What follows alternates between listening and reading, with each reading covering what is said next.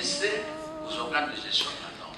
C'est-à-dire que nous avons tenu compte. Lors de la séance plénière du lundi 2 décembre 2024, au niveau du Sénat, la Chambre haute du Parlement, les sénateurs Jean Tshisekedi, élu du Kasaï central, a plaidé pour que le gouvernement de la RDC accélère la construction de la route Kananga-Kalambambouji jusqu'au port de Lobito. Outre la reddition des comptes 2023 et les budgets rectificatifs 2024, la plénière du jour au Sénat a également abordé la question de la ratification de l'accord portant création de l'Agence de facilitation des transports en transit du corridor de Lobito, signé en Angola le 27 janvier 2023. C'est sur ces derniers points que l'élu de la province du Kasaï central a inscrit son intervention. Selon lui, la route Kananga-Kalambambouji devrait être prête en prévision du corridor de Lobito. Cette route, a-t-il souligné, contribuera à désenclaver les Kasaï central et à stimuler son développement économique. La construction d'une route entre la RDC et l'Angola, en allant de Kananga, en passant par Kalambambouji jusqu'au port, raison pour laquelle nous souhaitons que le gouvernement de la République accélère les travaux de cette route dite la route d'espoir pour les centres kassaïens ou les enfants du Kasaï central. L'ouverture du corridor africain de Lobito permettra des échanges commerciaux entre nos populations et celles des autres pays.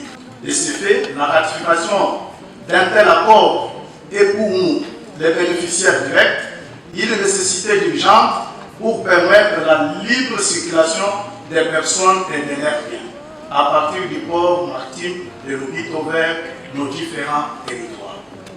Pour que ces objectifs soient atteints et que cette ratification soit profitable à la RDC, il faut des infrastructures routières et frontalières modernes. Les sénateurs Jean Tshisekedi voient les corridors de Lobito comme une opportunité unique pour les Kasaï central, l'une des provinces les plus enclavées du pays. La ratification de cet accord pourrait enfin ouvrir une route terrestre entre le Kasaï central et l'Angola via la province de Lunda Nord et le port de Lobito. Sur le plan social, il estime que l'accord sur le corridor de Lobito permettra une meilleure intégration de peuples de la RDC et de pays voisins. Il contribuera à la création d'emplois, particulièrement pour les jeunes qui souffrent beaucoup du chômage.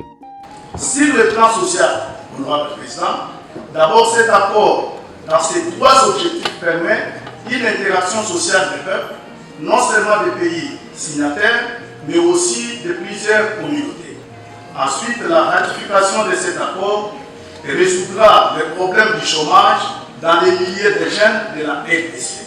Enfin, la ratification de cet accord permet l'accès au port de Lobito, ce qui améliorera les paniers de la ménagère dans le sens où les biens de première nécessité seront visiblement sur le marché. Rappelons que le corridor de Lobito est conçu pour relier les ports angolais aux régions minières de la RDC et de la Zambie et potentiellement jusqu'à la Tanzanie.